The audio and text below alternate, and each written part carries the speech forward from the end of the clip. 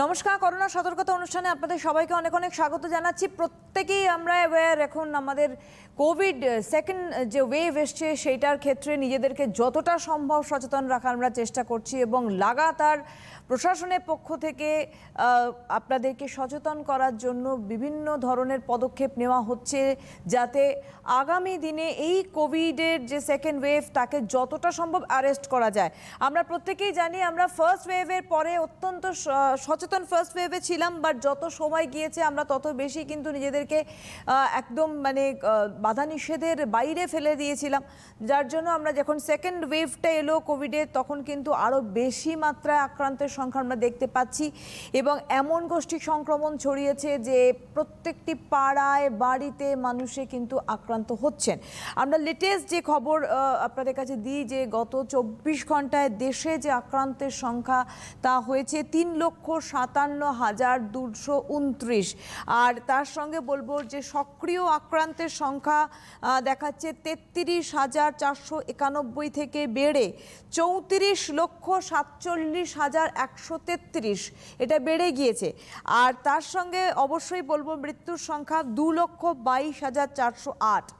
এবার আক্রান্ত, সক্রিয় আক্রান্ত, মৃত্যু এর পাশাপাশি এবার আমি বলি যে সুস্থতার হার কি দাঁড়িয়েছে। সুস্থ হয়েছেন 3,20,289 জন, যার মধ্যে গোটা বিশ্বে করোনাকে জয়ী করেছেন 1,66,13,292 জন। এটা বলা অত্যন্ত বাঞ্ছনীয়। শুধুমাত্র যে কোভিড ওয়েভে মানুষ আক্রান্ত হচ্ছে, মৃত্যু হচ্ছে তা নয়, তার সঙ্গে সঙ্গে কিন্তু পাশাপাশি জয়ীও হচ্ছেন, করোনা জয়ী হচ্ছে বহু মানুষ, সেটাও আমাদের কিন্তু জানানো অত্যন্ত প্রয়োজন, আপনাদেরও জানা দরকার। আর তার সঙ্গে লাগাতার বাড়ছে কিন্তু বেকারত্বের সমস্যাও। তো যাই হোক, আমরা বর্তমান এই সেকেন্ড ওয়েভ নিয়ে আজকে আলোচনা করব, ভ্যাকসিন নিয়ে আলোচনা করব। আমাদের সঙ্গে একদম অত্যাধুনিক প্রযুক্তির মাধ্যমে যুক্ত রয়েছেন ডক্টর সুপর্ণা ব্যানার্জি। অনেক অনেক স্বাগত জানাবো আমাদের অনুষ্ঠানে ডক্টর ব্যানার্জিকে থাকার জন্য। আর রয়েছেন আপনারা এই মুহূর্তে কথা বলতে এই অনুষ্ঠানে সরাসরি 6292242337। করোনা নিয়ে যাবতীয় কোয়েশ্চেন, সেকেন্ড ওয়েভ নিয়ে যাবতীয় কোয়েশ্চেন্স থেকে শুরু করে যারা যারা ভ্যাকসিনেশনের ক্ষেত্রেও কথা কিছু বলতে চাইছেন, ফোন করুন আমাদের সরাসরি নাম্বার 6292242337 এই নাম্বারে। ডক্টর ব্যানার্জিকে স্বাগত জানিয়ে বলবো যে প্রথম মানুষ ভেবেছিল এরকম যে সেকেন্ড ওয়েভটা বোধহয় অতটা মারণ হবে না বা অতটা মারক হবে না, সেকেন্ড ওয়েভকে মেবি আমরা ওভারকাম করতে পারবো। কিন্তু যত সময় গড়িয়েছে সেকেন্ড ওয়েভ কিন্তু আক্রান্তের সংখ্যা হু হু করে বাড়তে আমরা দেখলাম যে বাধ্যতামূলকভাবে এখন কিন্তু আংশিক লকডাউন চলছে। এটার ব্যাপারে একটু আমরা জানতে চাইবো যে এতটা কেন মারক হয়ে গেল সেকেন্ড ওয়েভটা। হ্যাঁ, এবার যদি দেখেন যে প্রথম ওয়েভটা যখন এলো পৃথিবীতে আমাদের দেশে প্রথম শুরু হয়নি, যখন চায়না থেকে হলো, ইউরোপিয়ান কান্ট্রি, আমেরিকা এফেক্টেড হলো, তখন আমাদের কান্ট্রিতে যখন শুরু হলো তার খুব সকালে যখন হয়তো 600টা কেস ইনভলভ হয়েছে, তো রিপোর্টেড কেস, তখনই আমাদের দেশ কিন্তু লকডাউনে চলে গেছিল এবং কয়েক মাস ধরে আমাদের একটা স্ট্রিক্ট লকডাউন চলছিল। তার জন্য কি হচ্ছে যে এইরকম হারে যে অসুখটা ছড়ায় সেটা ছড়াতে পারেনি। এটা ইনফেকশাস ডিজিজ প্রথম থেকেই ছিল এবং খুবই ছোঁয়াচে রোগ, কিন্তু সেইটা তখন ওই হারে ছড়ায়নি বিকজ অফ দ্য লকডাউন, এই চেনটা ব্রেক করার জন্য। তার জন্য সেই কাজটা হয়েছিল, কিন্তু লকডাউন তো কোনো সমস্যার সমাধান না। লকডাউন আমাদের একটা টাইম দিয়েছিল ইনফ্রাস্ট্রাকচার ডেভেলপমেন্টের জন্য, সেটা আমরা পুরোপুরি করে উঠতে পারিনি। এর মধ্যে কি হয়েছে, আস্তে আস্তে ফার্স্ট ওয়েভটা চলে গেছে, কিন্তু 3 মাস পরে সমস্ত দেশেই কিন্তু সেকেন্ড ওয়েভ হয়েছে এবং সেকেন্ড ওয়েভ আরো বেশি ছোঁয়াচে। যে স্ট্রেনটা হয়েছে সেটা আরো বেশি ছোঁয়াচে। যদি ফার্স্ট ওয়েভে যদি ধরা যায় যা এফেক্টেড হয়েছে তার প্রায় 10 গুণ এফেক্টেড হচ্ছে সেকেন্ড ওয়েভে, অর্থাৎ 10 Times, at least 10 times more infectious এই স্ট্রেনটা। তো এখন এই স্ট্রেনটা যখন অন্যান্য দেশে হয়েছে তখনও তাদের কিন্তু সবাইকেই প্রায় এরকম ভাবে নাকানি চোবানি খাইয়েছে, যে যত তাড়াতাড়ি ব্যবস্থা নিতে পেরেছে বা লকডাউনে গেছে তারা তত উপকার পেয়েছে।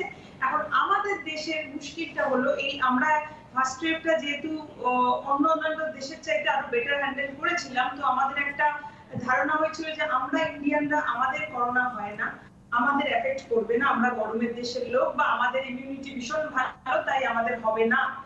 যেহেতু ফার্স্ট ওয়েভটাকে অন্য দেশে অনেক বেশি মৃত্যুর হার ছিল ইন্ডিয়া চাইতে, কিন্তু সেই সমস্ত ধারণা ভুল করে দিয়ে করোনা প্রমাণ করছে যে আমাদের অবস্থা একই, এটা কোনো কোনো মানে এথনিসিটি, কোনো দেশ, কোনো ক্রিড কিচ্ছু মানছে না। যে কোনো যে কোনো দেশে যে কোনো রেসের লোককে সবাইকে সমানভাবে এটা এফেক্ট করতে সক্ষম। এবার যেহেতু এই সময় আমাদের একটা বড় গ্যাদারিং যেগুলো অ্যাভয়েড করা উচিত ছিল, যেহেতু প্যান্ডেমিক শেষ হয়নি, ওয়ার্নিং ছিল যে সেকেন্ড ওয়েভ আসবে, সেটা আমরা করতে ব্যর্থ হয়েছি। আমাদের স্টেট গভর্নমেন্ট, সেন্ট্রাল গভর্নমেন্ট সবাই করতে ব্যর্থ হয়েছে এবং এই গ্যাদারিংকে মানে উৎসাহ দেওয়া হয়েছে এবং গ্যাদারিং করা হয়েছে। তার জন্য এই ছড়ানো যেটা মানে একটু আটকাতে পারতাম বা স্ট্যাগার করতে পারতাম কেসটা, সেটা করতে পারিনি। এটা আগুনের মতো এখন ছড়িয়ে পড়েছে, যার ফলস্বরূপ আমরা এই মৃত্যু মিছিল দেখতে পাচ্ছি এবং লোকের হয়রানি দেখতে পাচ্ছি যে অক্সিজেন নেই, ওষুধ নেই, বিকজ আমাদের ইনফ্রাস্ট্রাকচার খারাপ ছিলই, সেটা নগ্ন চেহারাটা সবার সামনে প্রকাশ পাচ্ছে। একদমই ডক্টর ব্যানার্জি, এবং সব থেকে বড় কথা যে আমরা যত সময়ে পেরোচ্ছে তত যেন করোনা সেকেন্ড ওয়েভের যে আক্রমণটা অতিরিক্ত পরিমাণে আমরা দেখছি সক্রিয় হয়ে উঠছে। এবং যেটা আপনি বললেন 100% সঠিক যে আমরা দুটো ক্ষেত্রেই কিন্তু সেন্ট্রাল বলুন স্টেট বলুন দুটো ক্ষেত্রেই কিন্তু ফেলিয়ার হয়েছি, কারণ লাগাতার আমরা জমায়েত হতে দেখেছি। আজকে এডুকেশন সেক্টরটা টোটালটাই স্টপ করিয়ে দেওয়া হয়েছে বিকজ অফ কোভিড, বাট আমরা বাকি সেক্টর কিন্তু ওপেন দেখেছি। এখন আমরা দেখছি সমস্ত জিনিসগুলো ওয়ান আফটার ওয়ান বন্ধ হচ্ছে, কিন্তু যাই হোক বিষয়টা তা নয়। বিষয়টা হচ্ছে আমরা এখন সমস্যার মধ্যে পড়ে রয়েছি। এবারে মুশকিলটা হচ্ছে যে এই যে কোভিড সিচুয়েশন সেকেন্ড ওয়েভ বলা হচ্ছে যে গত ওয়েভের থেকে এ কিন্তু আরো বেশি এফেক্টিভ। তো একে প্রতিরোধ করতে যত সংখ্যক মানুষ এখনো বেঁচে রয়েছেন অর্থাৎ সুস্থ রয়েছেন, তাদের ক্ষেত্রে কি করণীয় থাকতে পারে এর থেকে লড়ার জন্য? দেখুন, অ্যাডভাইস আমার এটাই হবে যে প্রিভেনশন। আপনার হয়ে গেলে আপনি কিছু করতে পারছেন না, যতক্ষণ না হচ্ছে আপনি জানেন না কোভিড আপনাকে কি সিম্পটম দেবে।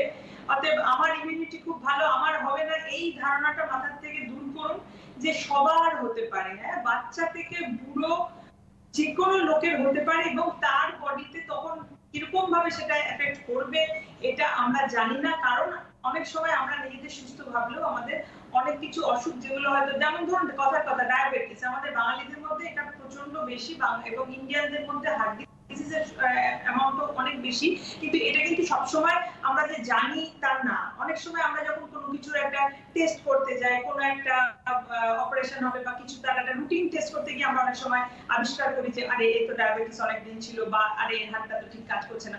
কিন্তু কোভিড দেখা যাচ্ছে যখন ইনফেকশনটা হচ্ছে তখন মানে বেছে বেছে যাদের ডায়াবেটিস আছে বা যারা ওবিস বা যাদের হার্ট ডিজিজ আছে তাদের জন্য এটা কিন্তু একদম ঘাতক হয়ে আসছে। তো সেই জন্য আপনি নিজেকে সুস্থ রাখুন এবং এরকম কেউ পৃথিবীতে ইমিউন না, এটা হচ্ছে আমার ফার্স্ট কথা। কেউ ইমিউন না। আমরা যাদের আপনারা ভ্যাকসিনেটেড হয়ে গেছেন তারাও কিন্তু ইমিউন না। হয়তো তাদের মৃত্যু সংখ্যা অনেক কম বা হয়তো মৃত্যু হবে না, কিন্তু হবে না এটা কিন্তু কেউ বলছে না। অতএব আমাদের সবাইকে নিজের প্রোটেকশন রাখতে হবে। তার মধ্যে মাস্ক যেমন আছে, কিন্তু সোশ্যাল ডিস্টেন্সিং এটা মেনটেন করতেই হবে। এটা ছাড়া কিন্তু আপনি শুধু মাস্ক দিয়েও আটকাতে পারবেন না, মাস্ক পরে গ্যাদারিং করে কোনো লাভ নেই। তো সোশ্যাল ডিস্টেন্সিং, মাস্ক, তার সাথে সাথে অফকোর্স হ্যান্ড স্যানিটাইজার, যেহেতু হাতটা আমরা সবচেয়ে বেশি মুখে লাগাই। তো ন্যাচারালি এইগুলো করে নিজেকে প্রোটেক্ট করে রাখার চেষ্টা করুন। নিজের স্বাস্থ্য সম্বন্ধে সচেতন হন। যদি আপনার ডায়াবেটিস থাকে সেটাকে ইমিডিয়েটলি কন্ট্রোল করুন। এটা নিয়ে কোনো ছেলেখেলা করবেন না এবং যদি না জেনে থাকেন প্লিজ টেস্ট করান, ডায়াবেটিসের চেক করুন। হ্যাঁ, একটা ফোন নিয়ে আমরা আসছি ডক্টর ব্যানার্জি।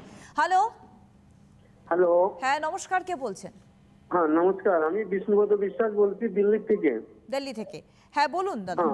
হ্যাঁ বলছি কি, আমার 2013-তে বাইপাস হার্ট সার্জারি করা হয়েছিল। এখন তার ওষুধপত্র চলছে, কোনো অসুবিধা তো এখন নাই, কিন্তু ফেরবি এই অবস্থায় ভ্যাকসিনেশন করা সম্ভব হবে কিনা সেই বিষয়ে আমার জানার ছিল। আপনাদের ওখানে সিচুয়েশন ভীষণই গুরুগম্ভীর সিচুয়েশন, আমরা প্রত্যেকটা সময় খবর পাচ্ছি। আপনারা সুস্থ থাকুন, এটাই আগে বলি। শুনতে থাকুন, বলছেন ডক্টর ব্যানার্জি।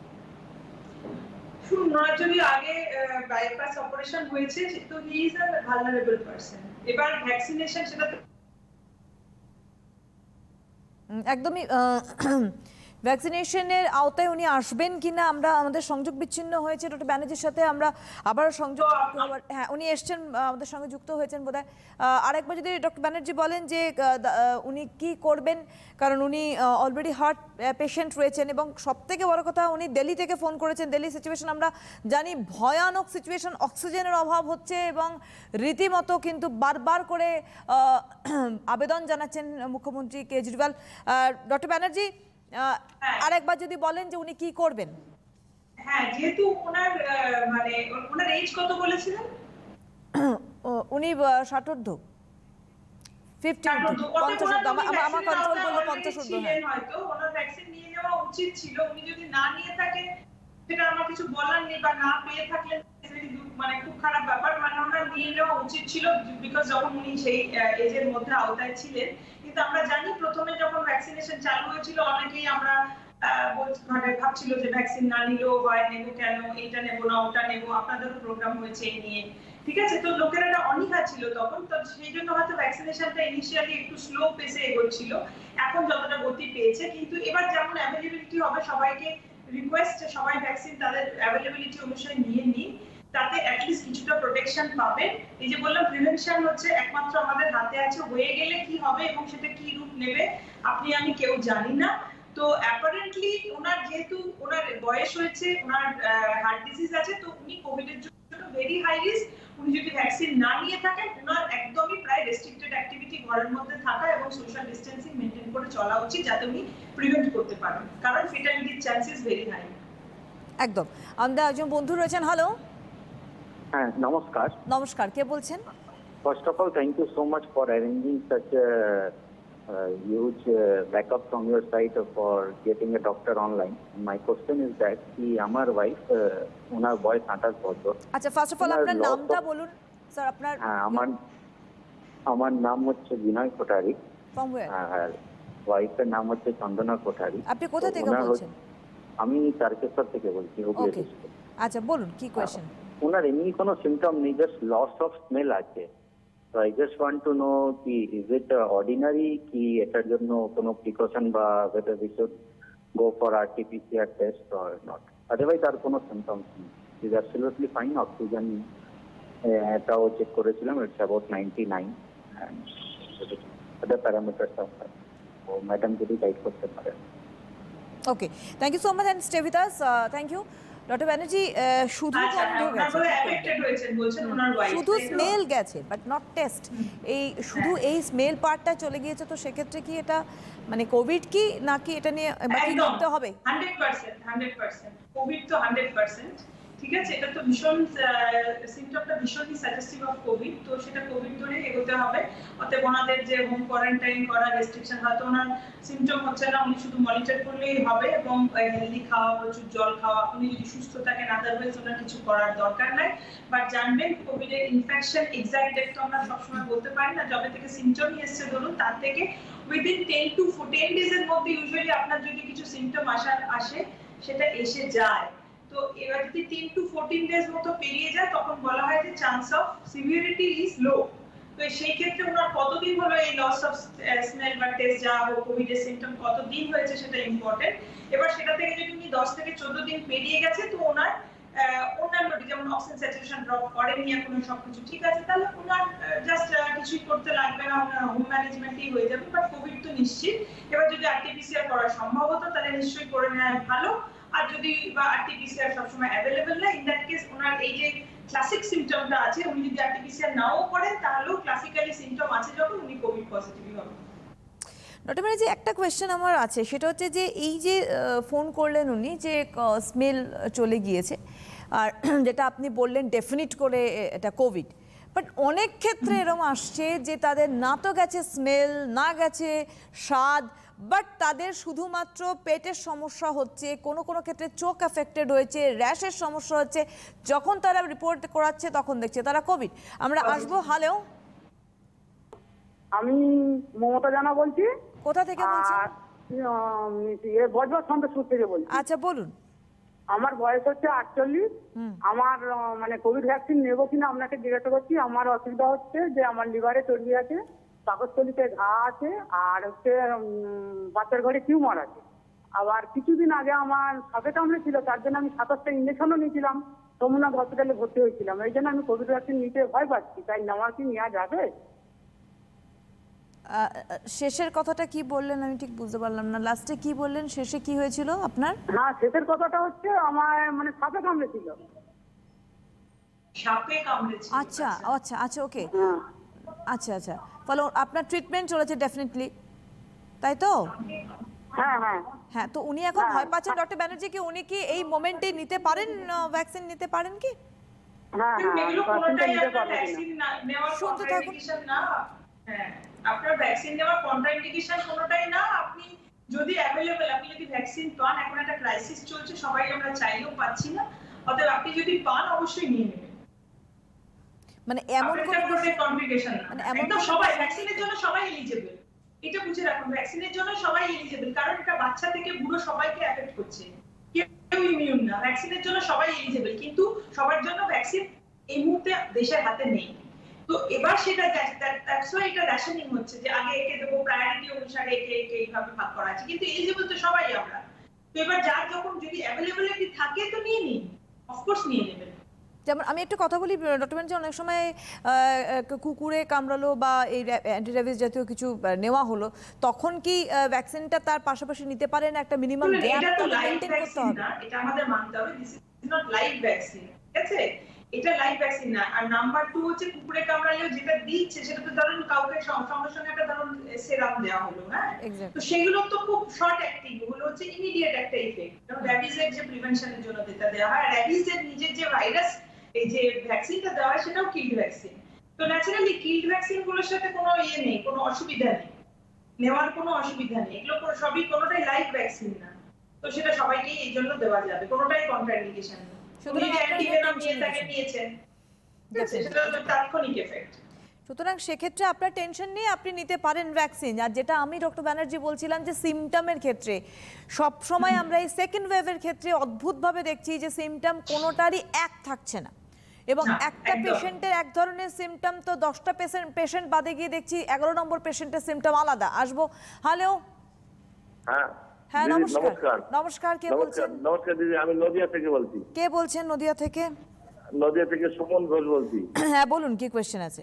বলছি আমার 2017 সালে সেরিব্রাল অ্যাটাক হয়েছিল, আমার বয়স 43 বছর।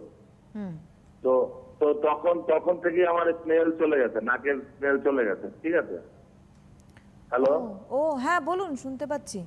আমি নদিয়া থেকে সুমন ঘোষ বলছি। হ্যাঁ। আমার 2017 সালে সেরিব্রাল অ্যাটাক হয়েছিল, তখন থেকে আমার নাকের স্মেল চলে গেছে। হুম হুম, কিন্তু এখন আমার একটু ডাস্ট অ্যালার্জির প্রবলেম আছে, মাঝে মাঝে ডাস্ট অ্যালার্জি হলে আমার একটু সমস্যা হয়, মুখ চোখ খুলে যায় একটু, আমি ওষুধ খাই।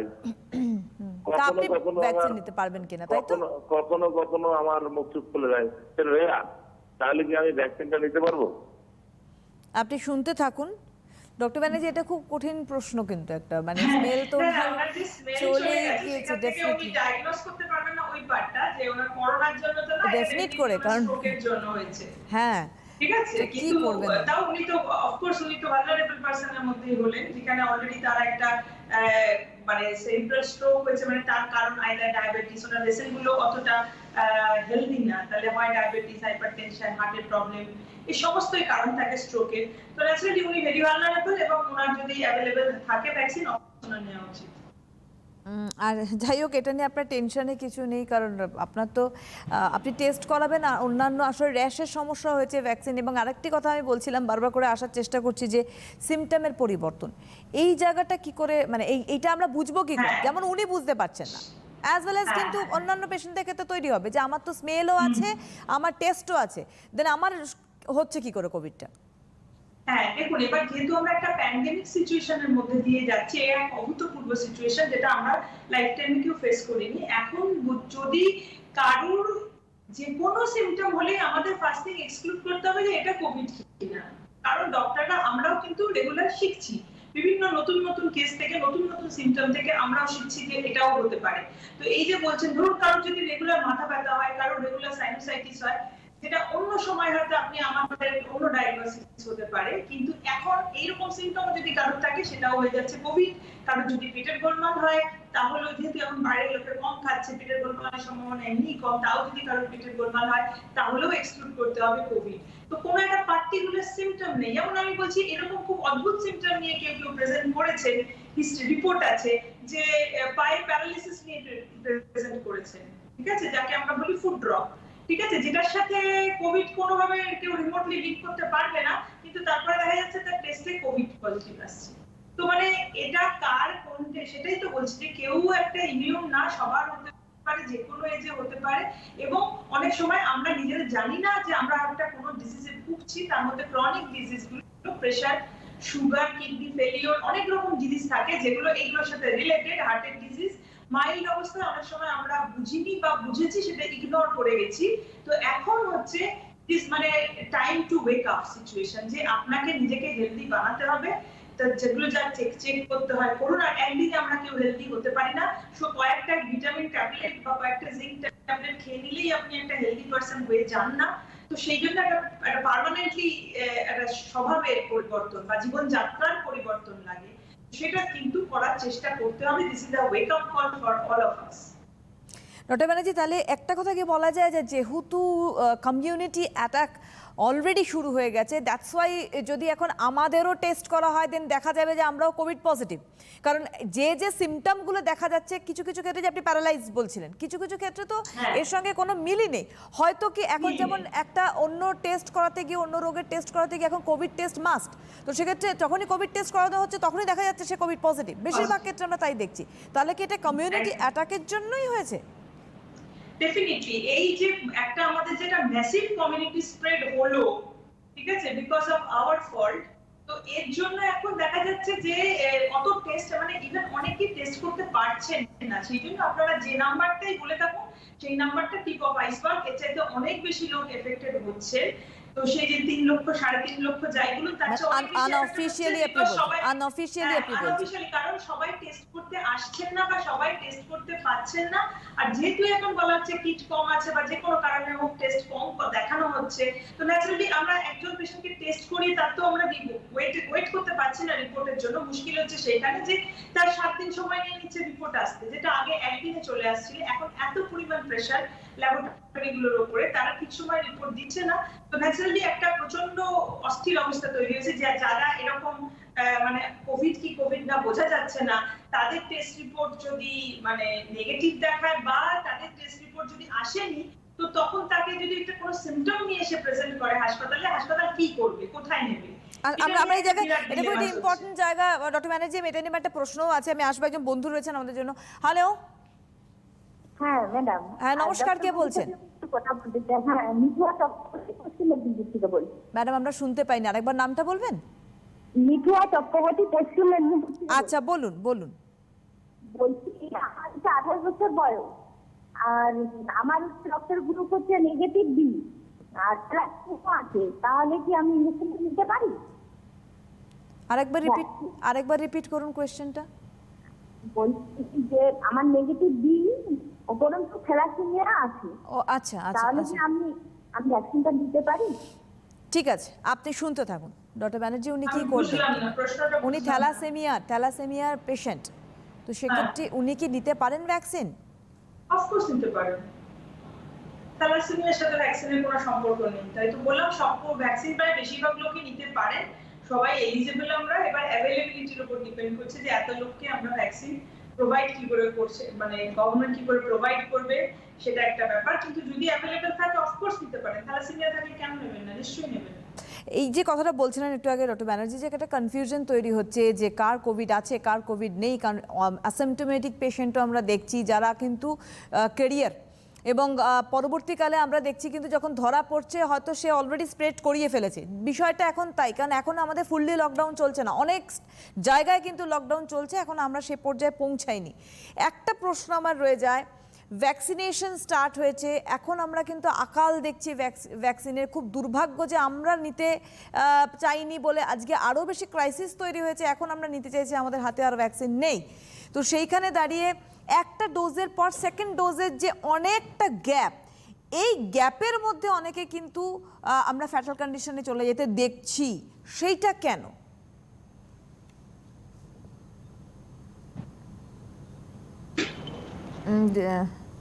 শুনতে পাচ্ছেন আমার কথা? Hello? হ্যাঁ, শোনা যাচ্ছে আমার হ্যাঁ কথা? হ্যাঁ হ্যাঁ, শুনতে পাচ্ছি।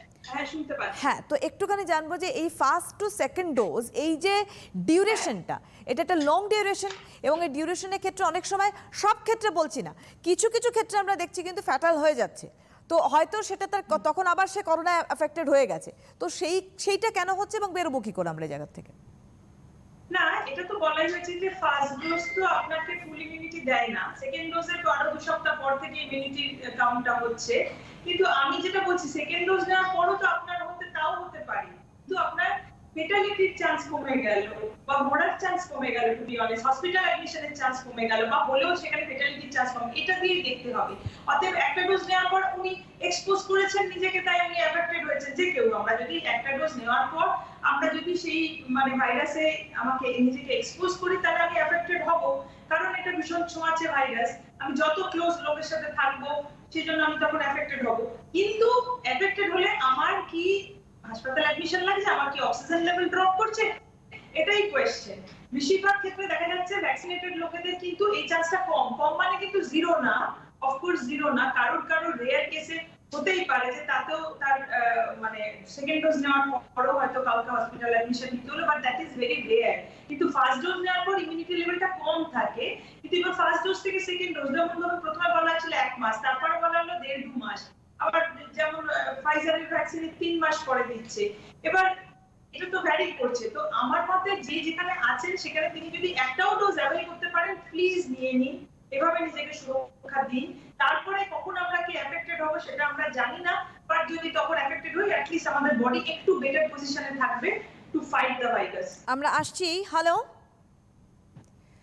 হ্যালো, আচ্ছা ডক্টর ব্যানার্জি, এই যে ফার্স্ট ডোজটা নিলাম, যে ফাইজারের কথা বললেন, ফাইজার 3 মাস ডিউরেশন দিচ্ছে, বা এখন 1 থেকে 1.5 মাস আমাদের নর্মালি হচ্ছে কোভিশিল্ডের ক্ষেত্রে আমরা পাচ্ছি।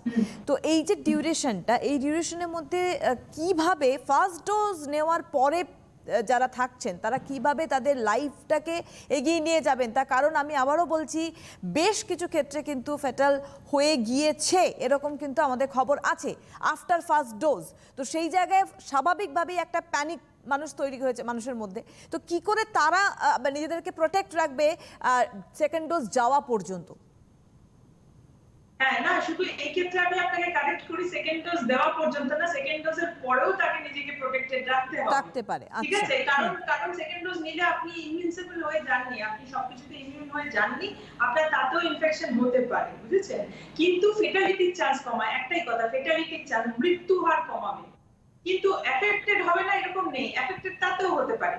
এবার কথা হচ্ছে মাইল্ড সিম্পটম হলে তো আমাদের সেটা নিয়ে খুব একটা ভয়ের কিছু নেই, কিন্তু কারোর যদি মডারেট এবং সিভিয়ার সিম্পটম হয় সেটা নিয়ে আমরা বেশি চিন্তা করছি। এবার ফার্স্ট ডোজ নেওয়ার পর আপনাকে অফকোর্স সাবধানতা, যেগুলো বারবার বলা হচ্ছে একই কথা, mask and social distancing is must.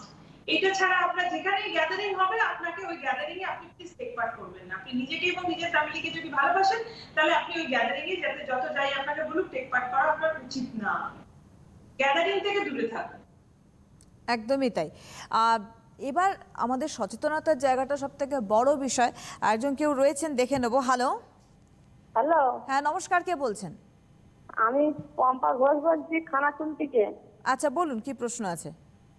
আমার হচ্ছে বয়স 37। হ্যাঁ, আমার হচ্ছে নার্ভের সমস্যা। হ্যাঁ, একটু তাড়াতাড়ি হাঁটাচলা করতে গেলে মনে হবে শ্বাসকষ্ট, শ্বাস নিঃশ্বাসের কষ্ট হয়, গলা অবধি বুঝে যায়। আমার কি নেওয়া চলবে ভ্যাকসিনটা? আচ্ছা আপনি শুনতে থাকুন। ডক্টর ব্যানার্জি উনি কি করবেন, ওনার এমনিতেও শ্বাসকষ্ট প্লাস নার্ভের প্রবলেম রয়েছে। হ্যাঁ, কিন্তু ওনার অফকোর্স নেওয়া উচিত, কারণ ওনার কোভিড হলে তো মরে যাওয়ার চান্স খুব হাই থাকছে তাহলে, কারণ যার অলরেডি লাং ড্যামেজ আছে সেখানে কোভিড এর জন্য সেইটুকু রিস্ক তো তার নেওয়ার কথা না। কারণ এটা দেখা যাচ্ছে, আপনাদের আরেকটা পরিসংখ্যান বলি, যে যারা দেখা যাচ্ছে খুব বেশি হয়তো অক্সিজেন স্যাচুরেশন সামান্য ড্রপ করেছে কি করেনি, বা সে হয়তো বুঝতেই পারেনি, একটু উইকনেস, একটু টায়ার্ডনেস, এইরকম মাইল্ড সিম্পটম যাদের আছে, তাদেরও যদি আপনি একটা সিটি স্ক্যান করেন, দেখবেন লাং বেস এফেক্টেড হয়ে গেছে। অতএব যদি সুস্থ লোকের লাংস কে এফেক্ট করে দিতে পারে এইরকম ডেঞ্জারাস এই ভাইরাস, তো যাদের অলরেডি লাং অলরেডি এফেক্টেড আছে বা ড্যামেজ আছে, তো তাদের ক্ষেত্রে এই চান্স ফেটালিটি যে ভীষণ হাই এটা তো বলাই বাহুল্য। অতএব যার অলরেডি শ্বাসের কষ্ট আছে, লাংয়ের ডিজিজ আছে, তাকে তো নিজেকে প্রোটেক্ট করার জন্য ভ্যাকসিন অবশ্যই নিতে হবে। ডক্টর ব্যানার্জি, একটা কোয়েশ্চেন আছে, সেটা হচ্ছে যে এই যে আমি একটু আগে বলছিলাম যে মানুষের অ্যাওয়ারনেসের খুব অভাব, কারণ আমাদের কাছে তো বিভিন্ন ধরনের খবর আসে, আপনারাও খবরের দিকে নজর রাখেন যে এমনও হয়েছে যে কিছু একটি নির্দিষ্ট জেলার একটি নির্দিষ্ট গ্রাম যেখানে যখন প্রশাসনিক তরফ থেকে তাদেরকে সচেতন করার কথা বলা হয়েছে, উল্টে প্রশাসনিক সমস্ত কর্মকর্তাদের তারা পিটিয়ে বার করে দিয়েছে যে তাদের গ্রামে অ্যাজ সাচ করোনা আসে না। এখনও কিন্তু আমরা এই 2021 সালে সেকেন্ড ওয়েভে পর্যন্ত আমরা এটা দেখতে পাচ্ছি। এটা তো আমাদের দুর্ভাগ্য যে আমরা এখন এই পর্যায়ে পৌঁছে রয়েছি। কিন্তু মুশকিল হচ্ছে আমাদের সচেতনতা নিয়ে অনেক ধরনের প্রশ্ন তো করেন। প্রশ্ন থেকে যায় যে এই যে স্যানিটাইজেশন আমরা করছি, আমরা নিজেদেরকে হাতে সবসময় স্যানিটাইজার দিচ্ছি, গায়ে স্প্রে করছি, এবার আমার প্রশ্নটা হচ্ছে যে আমি স্যানিটাইজার আমার জামায় স্প্রে করছি, আমার শরীরে স্প্রে করছি, শরীরে স্প্রে করলে কি আমি প্রোটেক্টেড হয়ে থাকছি আদপে? কারণ ভেতরে যদি আমি অ্যাসিমটোমেটিক হয়ে থাকি, আমি যদি কোভিড পেশেন্ট হয়ে থাকি, আমি গায়ে একদম স্যানিটাইজার ঢেলে দিলাম, ইজ ইট পসিবল কি যে আমি সিকিওর হলাম অ্যান্ড আমার সঙ্গে সঙ্গে পাশের লোক সিকিওর হলো? একদমই না।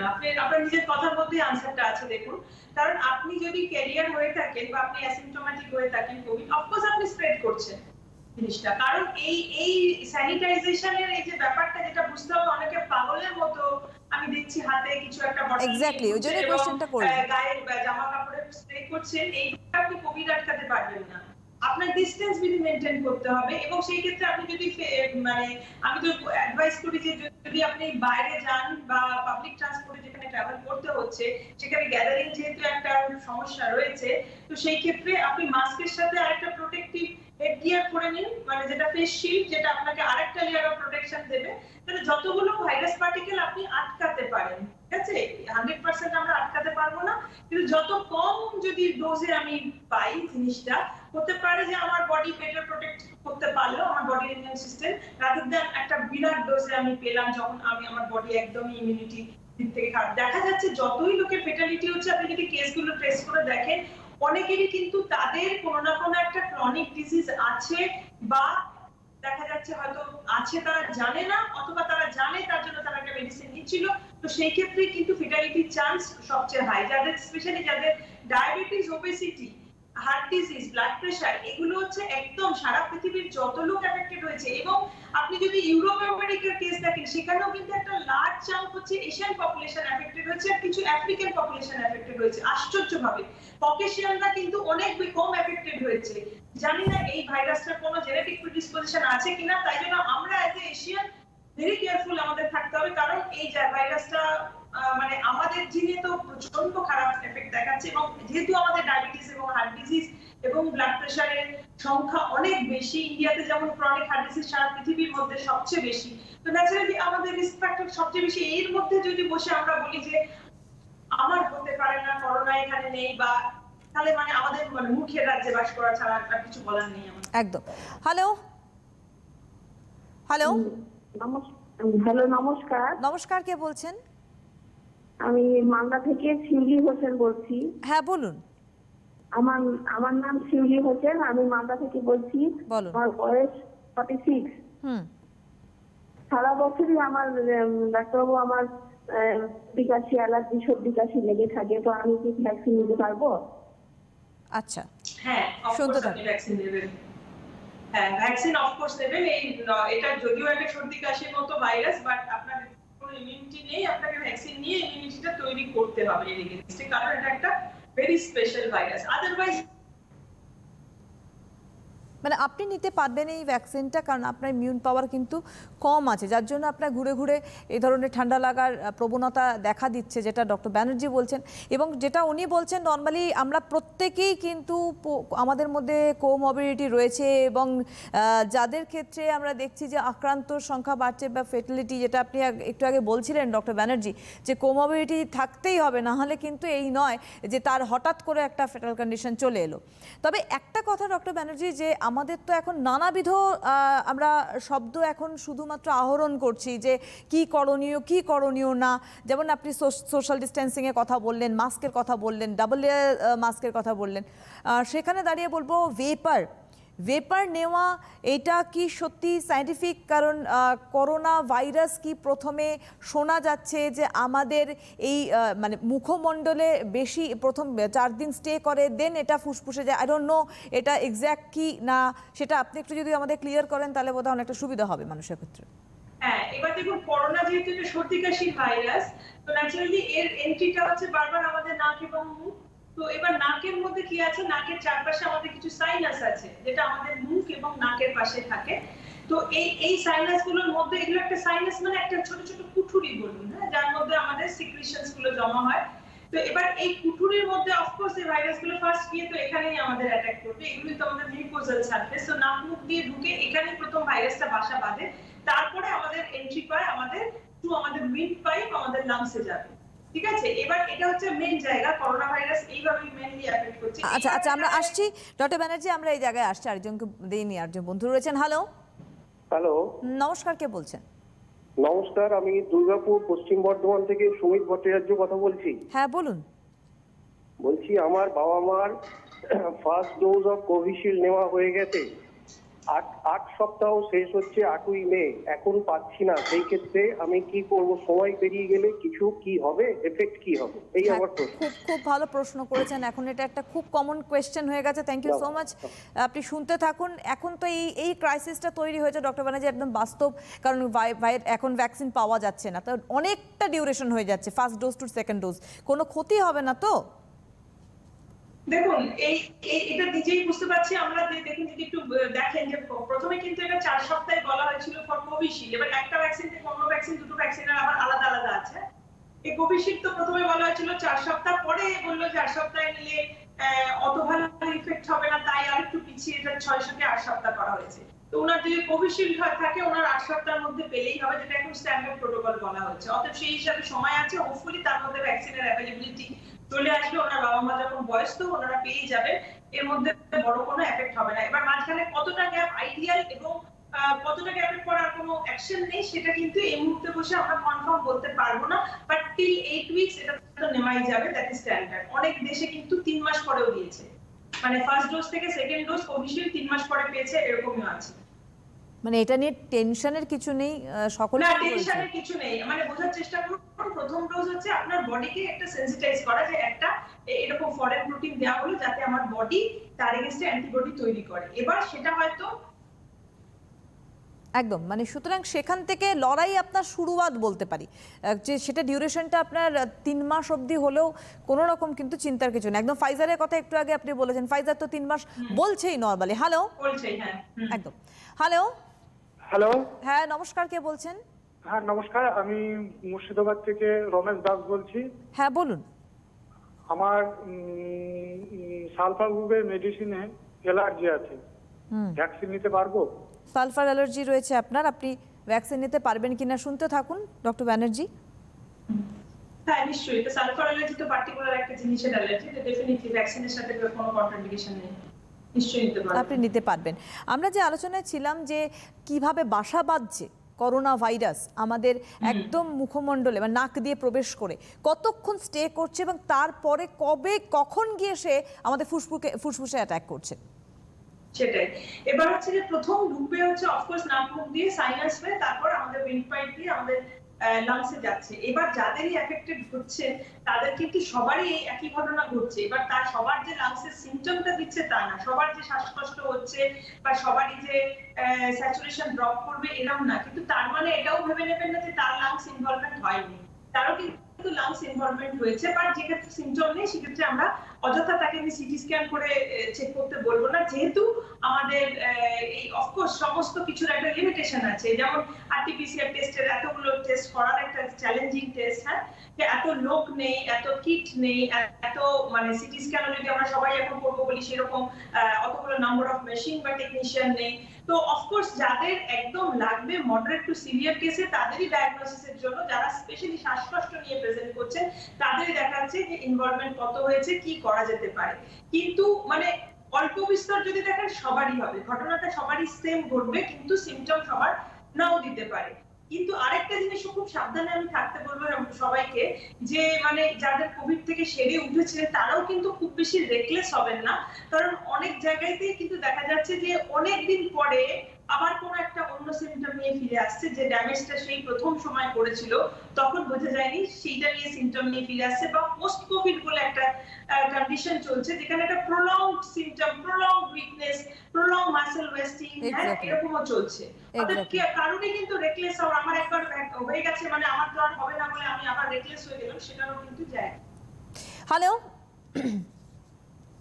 হ্যালো হ্যাঁ হ্যাঁ হ্যালো। হ্যাঁ নমস্কার, আমি কে স্বপ্না বলছেন? দে বলছি। কে বলছেন? হ্যালো হ্যাঁ কে হ্যালো, কে বলছেন? স্বপ্না দে বলছি। কোথা থেকে বলছেন? হ্যাঁ, ঠাকুরপুকুর থেকে। আচ্ছা বলুন। হ্যাঁ, আমার কোভিড পেশেন্ট আছে, তো আমি ফেভিফ্লু আমার বেলায় খেয়েছিলাম ডক্টরকে দেখিয়ে, কিন্তু এখন একজনের হয়েছে, তো ফেভিফ্লুটা কটা করে খাবে আমি এটা জানার জন্য ফোন করেছিলাম। কি কি খাবেন, কি বললেন? হ্যাঁ আপনি আরেকবার একটু রিপিট করবেন, আমরা একটু শুনতে পাইনি প্রপারলি। হ্যাঁ, আমরা আরেকবার রিপিট করবো। বলুন। ফেভিফ্লু, ফেভিফ্লু। হ্যাঁ হ্যাঁ করছি কমা ফেভিফ্লু। আমি একটা ট্যাবলেট আছে 16টা না 15। আচ্ছা না, ট্যাবলেটের নাম না বললে বোঝা যাবে না। ওটা কি রোগের জন্য খাচ্ছেন একটু বলুন। ফেভিফ্লু। হ্যাঁ হ্যাঁ, সেটা কিসের জন্য খাচ্ছেন আপনি ডক্টর ব্যানার্জি, আপনি শুনতে পাচ্ছেন? ফেভিফ্লু। কোভিডটা কি জিনিস আমি ঠিক জানি না। হ্যাঁ, আপনি কোন রোগের জন্য খাচ্ছেন একটু বলুন, তাহলে হয়তো উনি করোনার জন্য। করোনার জন্য ওষুধ খাচ্ছেন? করোনার ওষুধ? হ্যাঁ, করোনার ওষুধ। আপনি কোথা থেকে বলছেন? ঠাকুরপুকুরে? ঠাকুরপুকুর ঠাকুরপুকুর। আপনাকে কে প্রেসক্রাইব, ডাক্তার প্রেসক্রাইব করেছেন? হ্যাঁ হ্যাঁ, চিকিৎসক প্রেসক্রাইব করেছেন? আমাকে বেলভিউ না। আচ্ছা ঠিক আছে ঠিক আছে, ওকে ওকে ওকে ওকে, আপনি শুনতে থাকুন। আমি ঠিক বুঝতে পারলাম না ডক্টর ব্যানার্জি। আমি বলতে পারবো না, ওটা This is যদি first কোনো time প্রেসক্রাইব যে মেডিসিন কোনো- থাকে তাকে আমি জানি না এটা আমাদের নলেজের বাইরে যে কোনো কোভিডের ট্যাবলেট তৈরি হয়েছে বা medicine what ever it is, তো আমরা জানি না। আমরা তো এতদিন তো ভ্যাকসিন শুনছিলাম। হ্যাঁ, ডেফিনেটলি এটাই আপনি ভ্যাকসিন বলুন। হচ্ছে প্রিভেনশনের জন্য এবং ট্রিটমেন্টের জন্য। এখন যেটা আমরা সারা পৃথিবীর সমস্ত ডক্টর একমত স্বীকার করবেন যে এখন মেইন থিং হচ্ছে অক্সিজেন ট্রিটমেন্ট। যারা হাসপাতালে আসছে তাদের জন্য হচ্ছে অক্সিজেন এবং ঠিক সময় স্টেরয়েড শুরু করা। ঠিক আছে, এই দুটো হচ্ছে একমাত্র জীবনদায়ী জিনিস। বাকি যা হলো এই যে রেমডেসিভির নিয়ে এত মারামারি চলছে, এটা কিন্তু প্রমাণিত অলরেডি যে রেমডেসিভির যে সবার প্রাণ বাঁচাচ্ছে তা না। কেন রেমডেসিভির নিয়ে এত মারামারি এবং কালোবাজারি চলছে সেটাও ভীষণ আশ্চর্য। কিছু ডক্টর লিখছেন এবং তারপর পার্টি জোগাড় করতে গিয়ে নাজেহাল হয়ে যাচ্ছে। তো দ্যাট ইজ ভেরি আনফরচুনেট। তো রেমডেসিভির হচ্ছে একদম মানে ওটা নিলেই হবে না বা ওটা নিলেই সেরে যাবে এরকম কোনো ব্যাপার না কিন্তু। হ্যাঁ, কিন্তু অফকোর্স স্টেরয়েড, যেটা এটাও আশ্চর্য ব্যাপার যে স্টেরয়েড যে ট্যাবলেট গুলো মানে খুবই চিপ এবং সমস্ত সময় অ্যাভেলেবল থাকে। এখন আমার শুধু ওয়েস্ট বেঙ্গল না, আমি বিভিন্ন জায়গা থেকে আমার চেনা পরিচিতদের ফোন পাচ্ছি যারা সেটা মানে ইউপি বলুন, বিহার বলুন, দিল্লি বলুন, তারা কিন্তু একটা এই সামান্য স্টেরয়েড, যেগুলো সত্যি কথা আমরা সামান্য বলি কারণ আমরা খুব এটা যে কোনো হাতের কাছে যে কোনো দোকানে আপনার পাওয়া যাবে, সেগুলো কিন্তু এখন দুর্মূল্য এবং পাওয়া যাচ্ছে না। অফকোর্স পাওয়া যাচ্ছে না। যারা অসুস্থ হচ্ছেন তারা যখন তাদের ডক্টরের পরামর্শ অনুসারে সেটা নেওয়ার জন্য ওষুধ এক নম্বর তো কে কিনতে যাবে সেটাই বোঝা যাচ্ছে না, কারণ বাড়ির সবাই এফেক্টেড। কিন্তু যদিও বা কেউ একটা আনছেন, কিন্তু সেটা দেখা যাচ্ছে যে দুর্মূল্য, পাওয়া যাচ্ছে না, খুব আপনার ক্যাচ লাগাতে হচ্ছে। সেখানে পলিটিক্যাল পার্টিরও ক্যাচ লাগাতে হচ্ছে যে একটা ওষুধ জোগাড় করার জন্য। ভেরি আনফরচুনেট, বাট এগুলো কিন্তু রিয়েল পরিস্থিতিতে এটাই চলছে। বাট উনি যে ওষুধের নাম বলছেন আমি পার্টিকুলারলি জানি না, ওনাকে যদি কেউ প্রেসক্রাইব করে থাকে, ভালো প্রিভেন্টিভ মেডিসিন যদি কেউ খেয়ে থাকেন, অফকোর্স সেটা থেকে যদি তিনি সুস্থ থাকেন তাতে অসুবিধার কিছু নেই। বাট ওরকম কোনো একটা মেডিসিন নেই যে যেটা থেকে সারিয়ে দেওয়া ডক্টর যাবে। ব্যানার্জি, একটা সমস্যা হচ্ছে যে এইটা এমন একটা মিডিয়া ওয়ার্ল্ডটা তো মারাত্মক, কারণ এখানে এই যে একটা শব্দ শোনা গেল একটা মেডিসিন, মানুষ কিন্তু ফট করে ক্যাচ করবে যে এই ধরনের কোনো মেডিসিন আছে, দ্যাট মিনস আমি কোভিড থেকে বেরিয়ে আসতে পারি। আপনার মনে থাকবে যে আমরা কিন্তু একটা টাইমে এমন দেখেছি যে নির্দিষ্ট কিছু ওষুধের নাম বলা হয়েছিল যে অমুক ওষুধ খান, তমুক ওষুধ খান, হাইড্রোক্সিক্লোরাইড খান। আপনি সুস্থ হয়ে যাবেন, আলটিমেটলি দেখা গেল কিন্তু এটার সঙ্গে এটা কোনো সম্পর্ক নেই। তো সেইখানে আমরা একটু জানতে চাই যে বিং আ ডক্টর যদি একটু গাইড করেন যে বেসিক্যালি আমাদের কি এই কোভিডের সঙ্গে লড়াই করার জন্য ভ্যাকসিনই একমাত্র, না ওরাল কিছু দরকার, ওরালটাকে সাইড করে ভ্যাকসিনটাই নিতে হবে? একটা ফোন নিয়ে আমি আসবো উত্তরে। হ্যালো, হ্যালো, হ্যাঁ নমস্কার, কে বলছেন? আমি হুগলি থেকে বলছি, অভিভর হ্যাঁ বলুন। বলছি। মানে আমি কোভিড আক্রান্ত। কতদিন ধরে?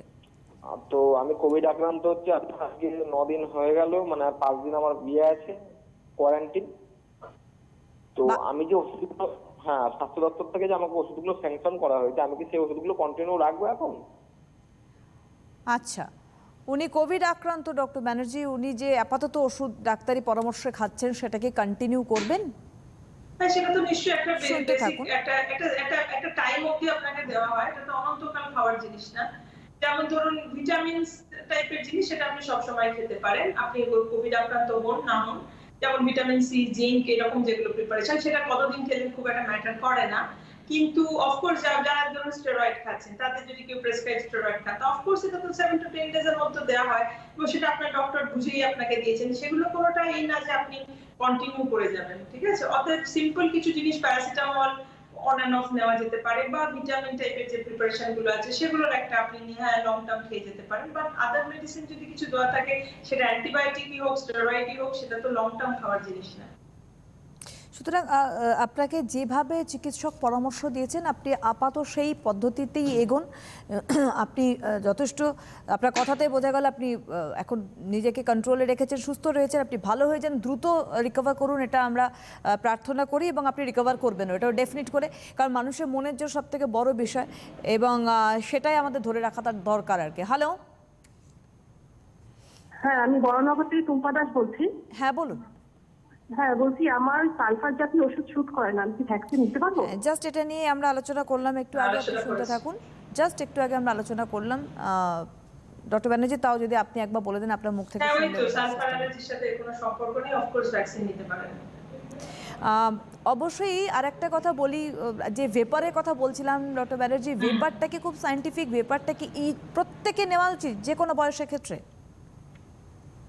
দেখুন, নেওয়া উচিত মানে নিলে কোনো হার্ম নেই এটুকু বলতে পারি, বাট সেটুকু বুঝে নিতে হবে। একটা বাচ্চাকে আপনি ভেপার দিতে পারবেন না, কারণ তাতে তার মিউকোসাতে কতটা ড্যামেজ হচ্ছে, কতটা টানতে হবে, বা জলটা গরম যদি ওর নাকে মুখে বেশি ঢুকে যায় সেগুলোতে বার্ন হয়ে যেতে পারে। এরকম আপনারাও জানেন, এরকমও রিপোর্ট আছে যে এমন ভেপার নিয়েছে যে তাতে ভেতরে মিউকোসা বার্ন হয়ে গেছে। অফকোর্স সবকিছুর একটা লিমিটেশন আছে, কে নেবেন, কতটা নেবেন, সেটা আপনাকে বুঝে নিতে হবে। বাট নেওয়াতে কোনো এমনি আপাত দৃষ্টিতে কোনো হার্ম নেই, বাট এটাই একমাত্র প্রিভেনশনের মেথড সেটা কিন্তু না। প্রিভেনশনের মেথড কিন্তু আপনার মাস্ক এন্ড সোশ্যাল ডিসটেন্সিং ছাড়া আপনি আটকাতে পারবেন না। আপনি ভেপার নিন বা নাই নিন, কিন্তু ভেপার নিলে কোনো ক্ষতি নেই, উপকার হতে পারে ডেফিনেটলি, সেটা আপনাকে বুঝে শুনে নিতে এবং হবে। এই ভুলে না যায়। গরম জল খাওয়া বা বাকি ইমিউন পাওয়ার গ্রো করার জন্য আপনি একটা কথা বলেছেন, জিঙ্ক খেলাম কি ভিটামিন সি খেলাম, ওটাই আলটিমেট নয়, তাহলে আমাদের কি করতে হবে?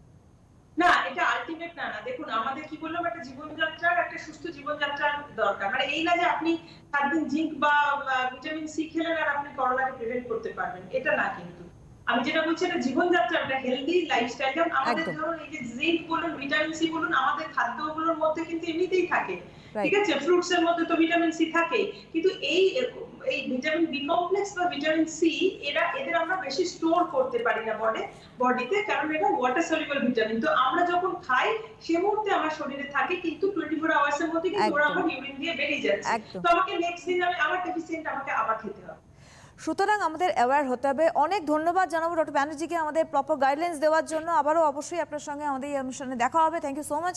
এবং একটা কথা অবশ্যই দর্শকদের বলবো যে সচেতন থাকুন, সুস্থ থাকুন। সচেতন বারবার বলছি যে ব্যবসা নয় করোনা নিয়ে, ব্যবসা থেকে বিরত থাকুন, মানুষকে সুস্থ করুন, সুস্থ সমাজ গড়ে তোলার চেষ্টা করুন, তাহলেই আমরা কিন্তু বাঁচবো। নমস্কার।